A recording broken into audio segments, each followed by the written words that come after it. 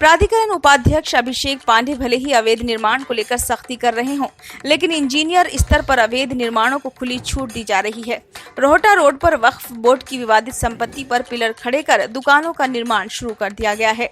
एक दुकान पहले बन चुकी है, अब अन्य दुकानों का निर्माण भी चालू कर दिया गया है। जिनके पिलर खड़े कर दिए गए हैं, ये निर्माणकर्ता का दुस्साहस ही कहा जाएगा कि मेडा इंजीनियरों के सील लगाने के बाद भी निर्माण कार्य किए जा रहे हैं। सील को तोड़कर फेंक दिया गया है, फिर भी इंजीनियरों ने कोई एफआईआर दर्ज नहीं कराई है। आखिर इंजीनियर किस दबाव में है या फिर मिलीभगत चल रही है? इसमें इंजीनियरों की भूमिका सवालों के घेरे में आ गई है। यही नहीं, वक्फ बोर्ड की जिस स्थान पर संपत्ति है, उसी से 10 कदम की दूरी पर दूसरा बड़ा निर्माण आरंभ कर दिया गया है। दर्जन भर से ज्यादा पिलर 6 फीट ऊंचे निकाल दिए गए हैं।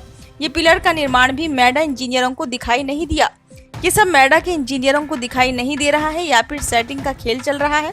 अवैध निर्माणों को लेकर इंजीनियर प्राधिकरण उपाध्यक्ष गुमराह कर रहे हैं, क्योंकि प्राधिकरण उपाध्यक्ष इंजीनियरों को ईमानदारी का हर रोज पाठ पढ़ा रहे हैं, लेकिन वो है कि अवैध निर्माण रुकवाने को तैयार नहीं है। आखिर हो क्या रहा है?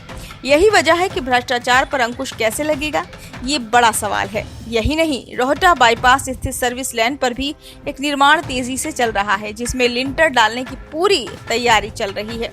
ये निर्माण भी प्राधिकरण के इंजीनियरों को दिखाई नहीं दिया। एक दिन से नहीं, बल्कि पिछले 3 माह से ये निर्माण चल रहा है। इससे थोड़ा आगे बढ़ेंगे तो ईरा गार्डन कॉलोनी के मुख्य गेट के बाएं और दाएं तरफ दोनों अवैध निर्माण तेजी से चल रहे हैं।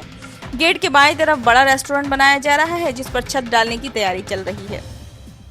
इस निर्माण को भी कैसे पूरा होने दिया, ये इंजीनियर की भूमिका पर सवाल खड़े करता है। इंजीनियरों की कार्रवाई के बाद भी निर्माण कैसे हो रहे हैं, इसको लेकर प्राधिकरण के इंजीनियरों की भूमिका पर सवाल उठना लाजिमी है। यही नहीं, कंकरखेड़ा पेट्रोल पंप के बराबर में 3 अवैध दुकानों का निर्माण कर दिया गया। ये दुकानें प्राधिकरण की जमीन में बना दी गईं, ऐसा आरोप शिकायतकर्ता लगा रहे हैं।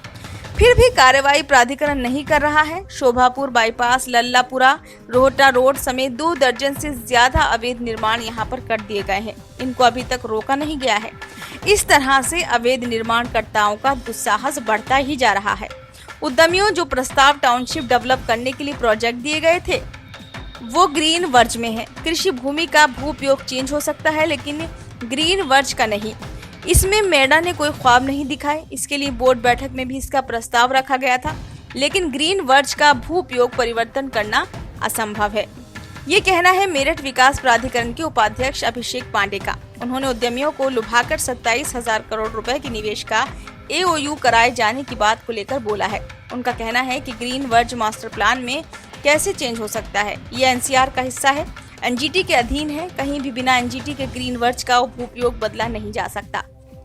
हालांकि प्राधिकरण उपाध्यक्ष का कहना है कि 27,000 करोड़ रुपए के ये प्रोजेक्ट फिर से बोर्ड बैठक में रखे जाएंगे, ताकि फिर से बोर्ड इस पर विचार करें और शासन स्तर पर इसको भेजा जा सके, क्योंकि शासन स्तर से ही NGT से ग्रीन वर्ज खत्म करने की अनुमति ली जा सकती है।